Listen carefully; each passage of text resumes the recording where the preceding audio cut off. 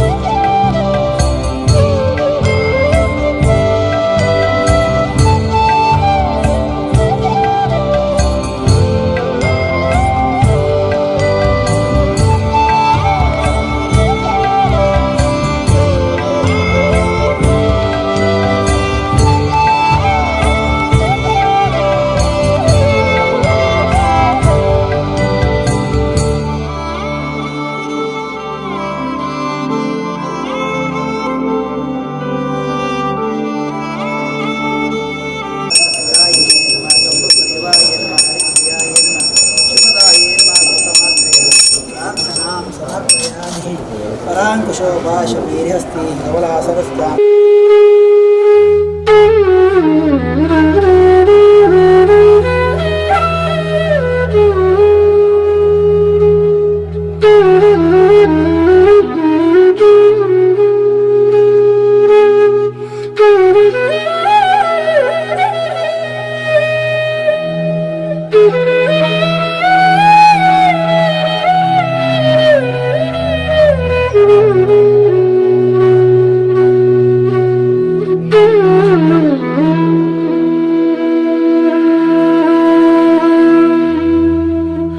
ಮ್ಯಾಂಗ್ಳೂರ್ 1 ಆಂಗ್ಲ ಮಾಧ್ಯಮ ಶಾಲೆ ರಾಷ್ಟ್ರೋತ್ಥಾನ ಪರಿಷತ್ದ ಆಡಳಿತಗುಲ ಪಡೆದಂಡು. RSSಗೆ 100 ವರ್ಷ ದಿಂಜುನ ಸಂದರ್ಭ ಇನ್ನತ ಸಹ ಸಂಸ್ಥೆ ರಾಷ್ಟ್ರೋತ್ಥಾನ ಪರಿಷತ್ಗೆ ಇತ್ತೆ ಅಜ್ಪ ವರ್ಷದ ಸಂಭ್ರಮ. ಈ ಪೊರ್ತುಡು ತನ್ನನೇ ಆಯ್ನ ಯೂನಿವರ್ಸಿಟಿನ ಮಲ್ಪನ ಯೋಜನೆಲು ಆ ಒಂದುಂಡು ಅಂಚಾದ ತಂಕ್ಲನೇ ಆಯ್ನ ಶಾಲೆ ಕಾಲೇಜ್ಲೇನು ಬುಲೆಪಾವನ ಆಲೋಚನೆ ಇಂದಕ್ಕೆ ನಿಕ್ಲನ ಮಾತೆರ್ನಲ ಸಹಕಾರ ಏಪ್ರಿಲ್ 4ನೇ ಬೋರ್ಡು ಪಂಡದು. ರಾಷ್ಟ್ರೋತ್ಥಾನ ಪರಿಷತ್ದ ಪ್ರಧಾನ ಕಾರ್ಯದರ್ಶಿ ನಾ ದಿನೇಶ್ ಹೆಗ್ಡೆ ತೆರಿಪಾಯರು. 3:30 ಇಂದ 5:30 6 ಗಂಟೆವರೆಗೆ ನಮ್ಮ ಈ ರಿಜಿಸ್ಟ್ರೇಷನ್ ಪ್ರೊಸೆಸ್ ಅನ್ನು ಮುಗಿಸ್ಬಿಟ್ರು. ಅದಾದಮೇಲೆ ಬೆಂಗಳೂರಿಂದ ಇಲ್ಲಿವರೆಗೆ ನಡೆಸ್ಕೊಂಡು ಬಂದಿದ್ದರು ಶ್ರೀಮತಿ ಮೀರಾ ಸೆಕ್ಸೇನಾ, ತುಂಬ ಗಣ್ಯ ವ್ಯಕ್ತಿಗಳು. ಅವರು ಬಂದಿದ್ದರು.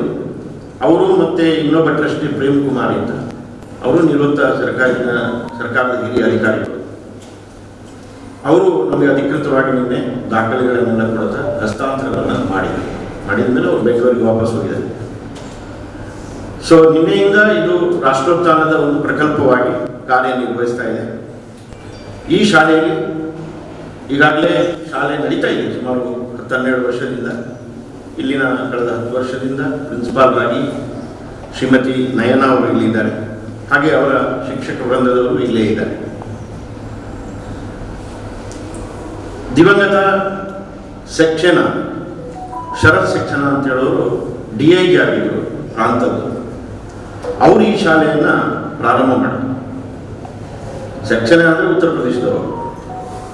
ಅವರಿಗೆ ಈ ಮಂಗಳೂರಿನಲ್ಲಿ ಈ ಏರಿಯಾದಲ್ಲಿ ಶಾಲೆ ಮಾಡಬೇಕು ಅಂತ ಯಾಕೆ ಅನ್ನಿಸ್ತು, ಒಂದು ಪ್ರಶ್ನಾರ್ಥಕ ಚಿಹ್ನೆ ಅದು. ಅವರೇ ತಮ್ಮ ರಿಟೈರ್ಡ್ ಲೈಫಿನ ದುಡ್ಡನ್ನು ಹಾಕಿ ಇಲ್ಲಿ ಶಾಲೆ ಮಾಡಿದರು. ಇಲ್ಲಿ ಬಿಲ್ಡಿಂಗ್ ಕಟ್ಟಿದ್ರು, ಬ್ಯಾಂಕ್ಗಳನ್ನು ತಗೊಂಡ್ರು. ಎಲ್ಲ ಆದಮೇಲೆ ಅವರಿಗೆ ಶಾಲೆ ನಡೆಸುವಂಥ ಒಬ್ಬ ವ್ಯಕ್ತಿ DIG ಆದವರು ಶಾಲೆ ನಡೆಸೋಕ್ಕೆ ಅಂದರೆ ಸಾರ್ವಜನಿಕರು ಬೆಂಬಲದಿಂದ ಈ ಶಾಲೆ ಮುಂದುವರ್ಸೋಕ್ಕಾಗಲಿಲ್ಲ. ಇನ್ನೇ ಒಂದು ವಿಷಯ ಕೇಳಿದೆ, ಮೀರಾ ಶಿಕ್ಷಣ ಹೇಳ್ತಾ ಇದ್ರು, ಅವರು DIG ಆದವರು ಈ ಶಾಲೆಯಲ್ಲಿ ಒಂದು ಕೊಠಡಿಯಲ್ಲಿ ಉಳಿತಿದ್ರಂತೆ ರಾತ್ರಿ. ಅಂದರೆ ಅಷ್ಟು ಸಾಮಾನ್ಯ ಮಾಡಿ ಅವ್ರದ್ದೊಂದೇ ಒಂದು ಉದ್ದೇಶ ಇತ್ತು. ಅವ್ರು ಹೇಳ್ತಾ ಇದ್ರು ಇದೊಂದು ವ್ಯಾಲ್ಯೂ ಬೇಸ್ಡ್ ಶಿಕ್ಷಣ ಸಂಸ್ಥೆ ಆಗಬೇಕು. ಸೊ ಈ ಮಧ್ಯದಲ್ಲಿ ಕೋವಿಡ್ ಬಂತು, ಸ್ವಲ್ಪ ಅವರ ಅನಾರೋಗ್ಯನ ಆಯಿತು, ಅವರು ದಿವಂಗತರಾದರು. ಅದಾದಮೇಲೆ ಮೀರಾ ಸೆಕ್ಸೇನಾ ಅವರು ಅಡಿಷನಲ್ ಚೀಫ್ ಸೆಕ್ರೆಟರಿ ಆಗಿ ರಿಟೈರ್ಡ್ ಆದರು. ಅವ್ರಿಗೂ ಇದನ್ನು ನಡೆಸುವಂಥ ಸಾಧ್ಯ ಆಗಲಿಲ್ಲ. ಬ್ಯಾಂಕ್ ಲೋನ್ಗಳು ವಿಪರೀತ ಆಯಿತು. ಶಾಲೆಗೆ ಬಂದು ಬ್ಯಾಂಕ್ನವರು ತೊಂದರೆ ಕೊಟ್ಟರು, ಇದೆಲ್ಲ ಆಯಿತು. ಕೊನೆಗೆ ಯಾರಿಗಾದರೂ ಒಳ್ಳೆಯವ್ರ ಕೈ ಕೊಡಬೇಕು ಅಂತ ಅವರು ಯೋಚನೆ ಮಾಡ್ತಾ ಇದ್ರು. ಕಳೆದ 1-1.5 ವರ್ಷದಿಂದ ಅದು ಚಿಂತನೆ ನಡೀತಾ ಇತ್ತು. ಕೊನೆಗೆ ಅವರು ಈಗ ಒಂದು 3 ತಿಂಗಳ ಹಿಂದೆ ನಮಗೆ ಸಂಪರ್ಕಕ್ಕೆ ಬಂದರು.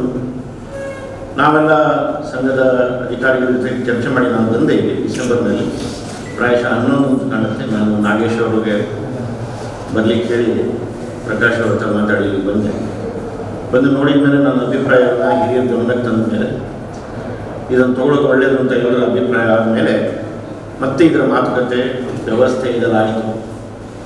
ಕೊನೆಗೆ ಅಂತಿಮವಾಗಿ ಇದರೆಲ್ಲ ಡಾಕ್ಯುಮೆಂಟ್ಸ್ ಎಲ್ಲ ಆದಮೇಲೆ ಇದು ತಗೊಳ್ಳೋದು ಅಂತ ನಿಶ್ಚಯ ಆಗಿ ಮೊನ್ನೆ ರಿಜಿಸ್ಟ್ರೇಷನ್ ಆಯಿತು. ನಾನು ಈಗಾಗಲೇ ಹೇಳಿದಾಗ ಈಗ ನಮ್ಮ ಸುಪರ್ದಿಗೆ ಬಂದಿದೆ.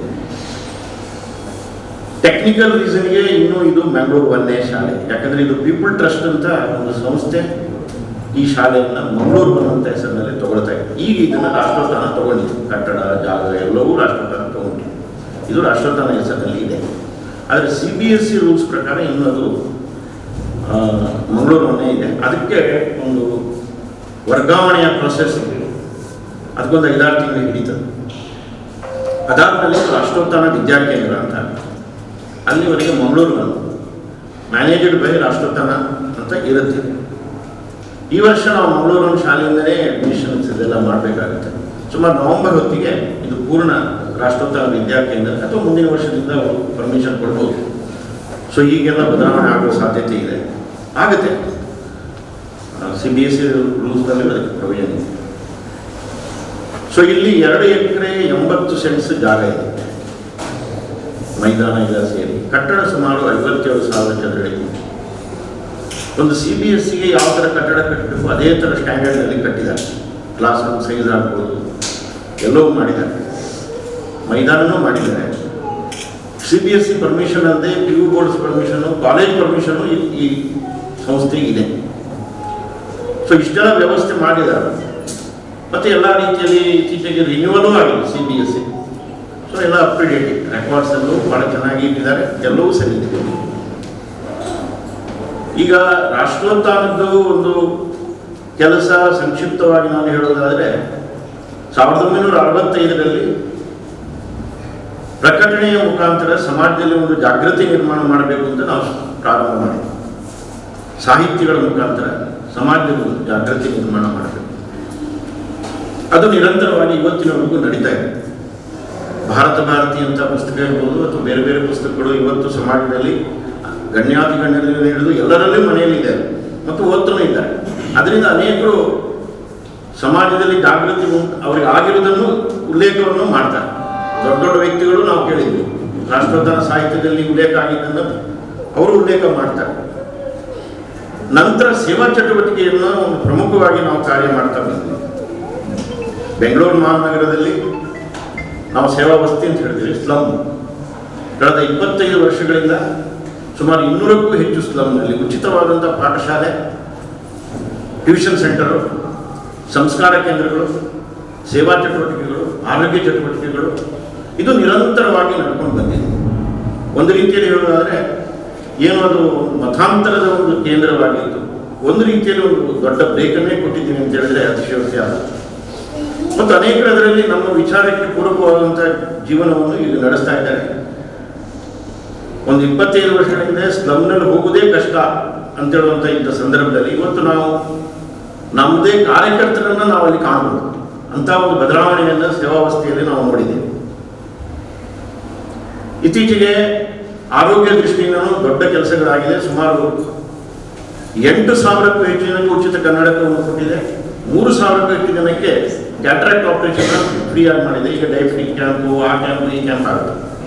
ಒಂದೇ ಅಡ್ವಾಂಟೇಜ್ ಆಗಿದೆ ಅಂದರೆ ಈಗ ರಾಷ್ಟ್ರೋತ್ಥಾನ ಪರಿಷತ್ತೇ ಒಂದು ಹಾಸ್ಪಿಟ್ಲನ್ನು ಪ್ರಾರಂಭ ಮಾಡಿದೆ. 3 ತಿಂಗಳ ಹಿಂದೆ ಡಿಸೆಂಬರ್ನಲ್ಲಿ ನಮ್ಮ ರಾಷ್ಟ್ರೋತ್ಥಾನದ ಆಸ್ಪತ್ರೆ ಪ್ರಾರಂಭ ಆಗಿದೆ. 162 ಬೆಡ್ ಸುಸಜ್ಜಿತವಾಗಿ ಮಲ್ಟಿ ಸ್ಪೆಷಲ್ ಎಲ್ಲ ರೀತಿಯ ವ್ಯವಸ್ಥೆ ಇರುವಂಥ ಹಾಸ್ಪಿಟಲ್ ಪ್ರಾರಂಭ ಆಗಿದೆ. ಇನ್ನು ಮುಂದೆ ನಾವು ಸಂಚಾರ ಚಿಕಿತ್ಸಾಲಯ ಅಂತ ಈ ಎಲ್ಲ ಕೇಂದ್ರಗಳಿಗೆ ತಗೊಂಡು ಹೋಗುವಂಥದ್ದನ್ನು ಪ್ರಾರಂಭ ಮಾಡೋರಿದ್ದೇವೆ. ಇನ್ನೊಂದು 15 ದಿವಸದಲ್ಲಿ ಆ ಚಟುವಟಿಕೆ ಪ್ರಾರಂಭ. ಈ ಥರ 2 ಬಯಾನ್ಗಳು ಬೆಂಗಳೂರು ಮಹಾನಗರದ ಸ್ಲಮ್ನಲ್ಲಿ ಉಚಿತವಾದಂಥ ಆರೋಗ್ಯ ತಪಾಸಣೆ ಮತ್ತು ಔಷಧಿಯನ್ನು ಕೊಡುವಂಥ ವ್ಯವಸ್ಥೆ ಇನ್ನು ಸ್ವಲ್ಪ ದಿನದಲ್ಲಿ ಪ್ರಾರಂಭ.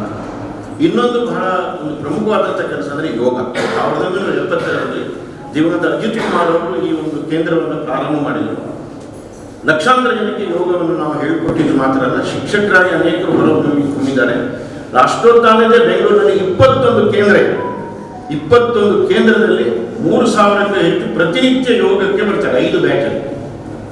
ಸೊ ಯೋಗದಿಂದಲೂ ತುಂಬ ದೊಡ್ಡ ಪರಿವರ್ತನೆ ಕೆಲಸವನ್ನು ರಾಷ್ಟ್ರದಲ್ಲಿ, ಬರೀ ಯೋಗ ಅಂತಲ್ಲ, ಅದರಲ್ಲಿ ಬೇರೆ ಬೇರೆ ಪರಿವರ್ತನೆಯ ಕೆಲಸವನ್ನು ನಾವು ಮಾಡ್ತಾ ಇದ್ದೇವೆ.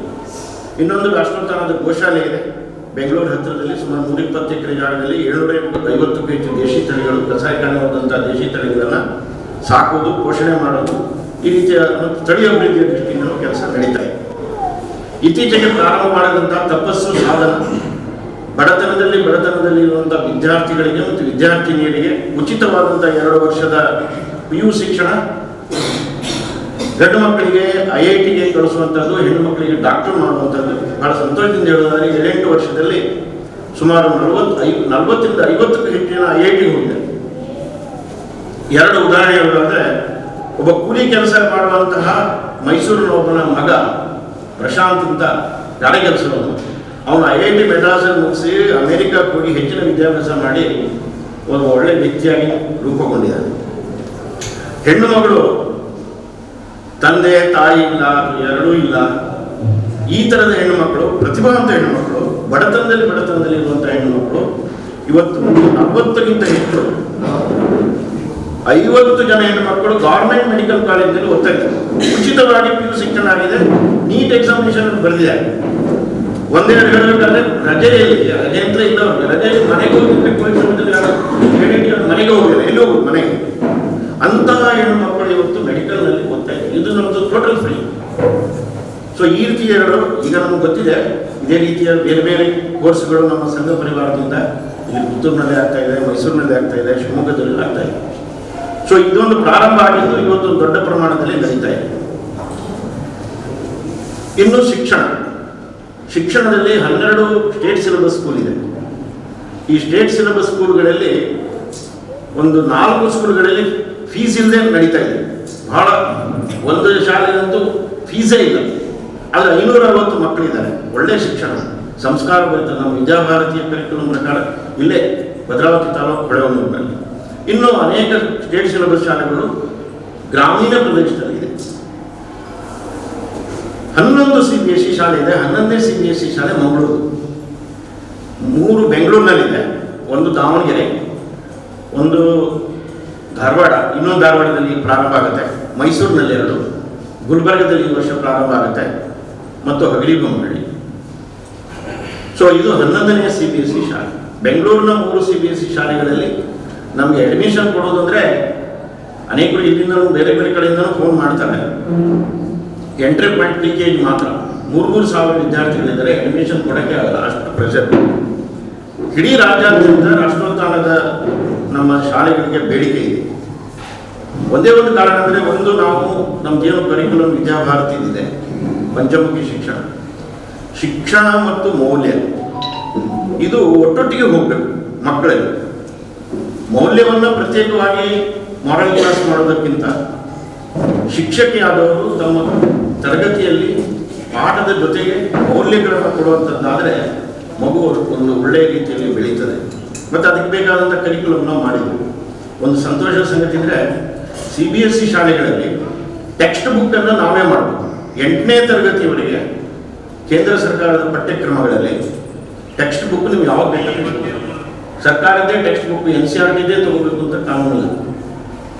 ಹಾಗಾಗಿ ನಾವು ಯೋಚನೆ ಮಾಡಿದ್ವಿ ಕಳೆದ 5 ವರ್ಷದಿಂದ ನಮ್ಮದೇ ಆದಂಥ ಟೆಕ್ಸ್ಟ್ ಬುಕ್, ಭಾರತೀಯ ಸಂಸ್ಕೃತಿ, ಭಾರತೀಯ ಪರಂಪರೆ, ಭಾರತೀಯ ಇತಿಹಾಸ ಇದನ್ನು ಒಳಗೊಂಡಂತಹ ಸಾಹಿತ್ಯವನ್ನು ಟೆಕ್ಸ್ಟ್ ಬುಕ್ಕನ್ನು ತಯಾರಿ ಮಾಡಿದ್ವಿ.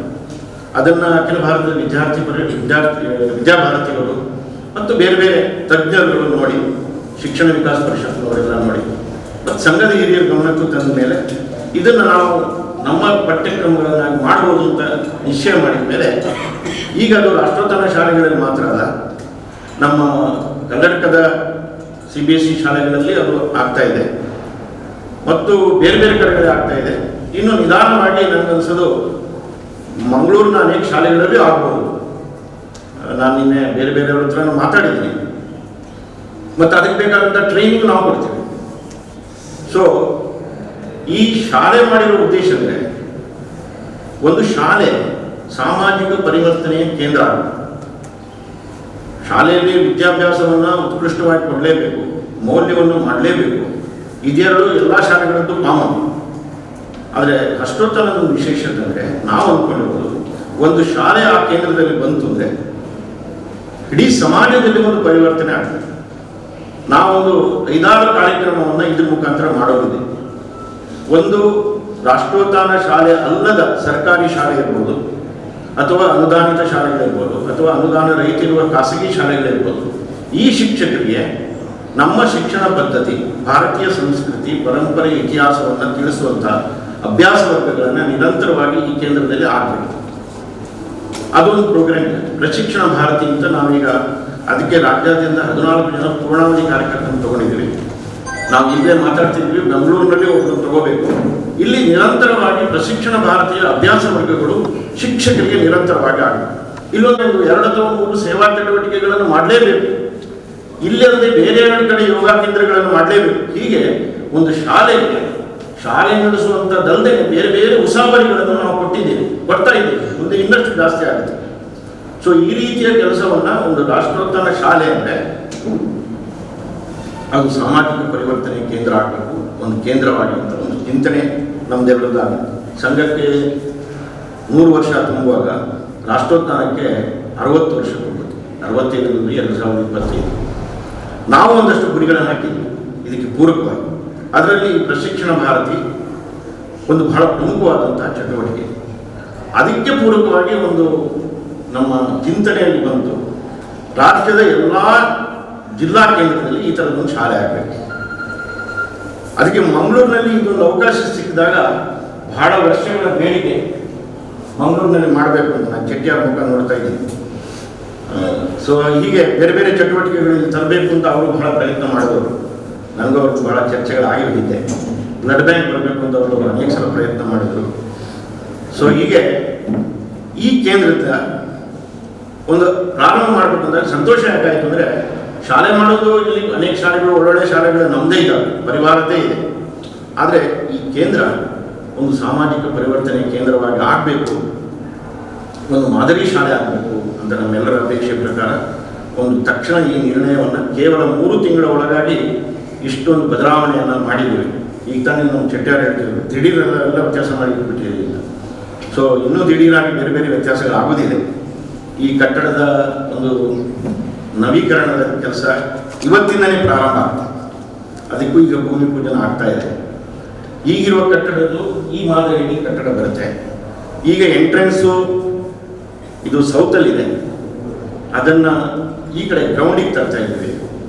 ಎಂಟ್ರೆನ್ಸ್ ಈಗ ಅಗ್ನಿಮೂಲೆಯಲ್ಲಿದೆ, ಅದನ್ನು ಸ್ವಲ್ಪ ಹೊರಗಡೆಯಿಂದ ತರ್ತೀವಿ. ಸೊ ಹೀಗೆ ಇದನ್ನು ಇನ್ನೂ ಸ್ವಲ್ಪ ಜಾಗ ವಿಸ್ತಾರ ಆಗಬೇಕು ಅಂತ ನಮ್ಮದು ಕಲ್ಪನೆ ಇದೆ. ಅದು ಆಗ್ಬೋದು ಭಗವಂತನ ಇಚ್ಛೆಯಲ್ಲಿ. ಸೊ ಹೀಗೆ ಎಲ್ಲ ದೃಷ್ಟಿಯಿಂದಲೂ ಒಂದು ಪ್ರಭಾವಿ ಕೇಂದ್ರ ಆಗಬೇಕು. ನಮ್ಮೊಂದು ಕಾರ್ಯಕ್ಷೇತ್ರ ನಮ್ಮೆಲ್ಲರಿಗೂ ಒಂದು ಕೇಂದ್ರ ಆಗಬೇಕು. ಈ ಸಂಕಲ್ಪವನ್ನು ನಾವು ತೊಡಗಿಸಿಕೊಂಡಿದ್ದೇವೆ. ಈಗಾಗಲೇ ನಮ್ಮ ಹಿರಿಯರು ಹೇಳಿದಾಗೆ ಇದು ಅಮೃತ ಕಾಲ. ನಮ್ಮ ಅಪೇಕ್ಷೆಯನ್ನು ನಾವು ಎಲ್ಲರೂ ಸೇರಿ ಖಂಡಿತವಾಗಿ ಮಾಡಲಿಕ್ಕೆ ಸಾಧ್ಯ ಇರುವಂಥ ಕಾಲ ಇದೆ. ಅದನ್ನು ನಾವು ನೋಡ್ತಾ ಇದ್ದೀವಿ. ನಾವೀಗ ಅಪೇಕ್ಷೆ ಪಟ್ಟರೆ ಖಂಡಿತವಾಗಿ ನಾವು ಮಾಡ್ಬೋದು. ಒಂದು ಕಾಲದಲ್ಲಿ ನಾನು ಈಗಾಗಲೇ ಹೇಳ್ತಾ ಇದ್ದೆ, 89ರಲ್ಲಿ ಡಾಕ್ಟರ್ ಜನ್ಮಶತಾಬ್ದಿ ಸಂದರ್ಭದಲ್ಲಿ ನಾವೆಲ್ಲ ರಾಜ್ಯಾದ್ಯಂತ ಶಿಶು ಮಂದಿರಗಳನ್ನು ಪ್ರಾರಂಭ ಮಾಡಿದ್ವಿ. ರಾಷ್ಟ್ರೋತ್ಥಾನ ಶಿಶು ಮಂದಿರ ಇಲ್ಲಿತ್ತು, ಈ ಜಿಲ್ಲೆಗಳಲ್ಲಿ ಅನೇಕ ಕಡೆ. ಆವಾಗ ಶಿಶು ಮಂದಿರ ಮಾಡಿದ್ರೆ ಒಂದು ದೊಡ್ಡ ಕೆಲಸ ನಮಗೆ. ಆಮೇಲೆ ನಾವೆಲ್ಲ ಪರಿವಾರ ಬಂಧುಗಳು ಸೇರಿ ಶಾಲೆಗಳು ಮಾಡಿದ್ವಿ. ಆದರೆ ಇವತ್ತು ಸಂತೋಷದ ಹೇಳೋದಾದ್ರೆ ನಮ್ಮದೇ ಆದಂಥ ಯೂನಿವರ್ಸಿಟಿ ಆಗ್ತಾ ಇದೆ. ಸೊ ಅಷ್ಟರ ಮಟ್ಟಿಗೆ ನಮ್ಮ ಸಂಘದ ಕಾರ್ಯಕರ್ತರು ಈ ಅಮೃತ ಕಾಲದಲ್ಲಿ ಕಾರ್ಯವನ್ನು ಬೆಳೆಸ್ತಾ ಇದ್ದಾರೆ. ಆ ರೀತಿಯ ಒಂದು ಒಳ್ಳೆಯ ಸೆಂಟರ್ ಇಲ್ಲಿಯೂ ಆಗಲಿ ನಿಮ್ಮೆಲ್ಲರ ಸಹಕಾರದಿಂದ. ಈಗಾಗಲೇ ಎಲ್ಲರೂ ಇಲ್ಲಿ ಅನೇಕರು ನನಗೆ ಸಹಕಾರವನ್ನು ನಮ್ಗೆ ಕೊಡ್ತಾ ಇದ್ದಾರೆ. ಮುಂದೆ ಇದೇ ಥರ ಸಹಕಾರದಿಂದ ಇದೊಂದು ಒಳ್ಳೆಯ ಕೇಂದ್ರ ನಮ್ಮೆಲ್ಲರ ಅಪೇಕ್ಷೆಯಿಂದ ಆಗಲಿ ಅಂತ ನಿಮ್ಮೆಲ್ಲರಲ್ಲಿ ಪ್ರಾರ್ಥಿಸುತ್ತಾ ನನ್ನ ಎರಡು ಪ್ರಾಸ್ತಾವಿಕ ನುಡಿಗಳನ್ನು ಮುಗಿಸ್ತೇನೆ.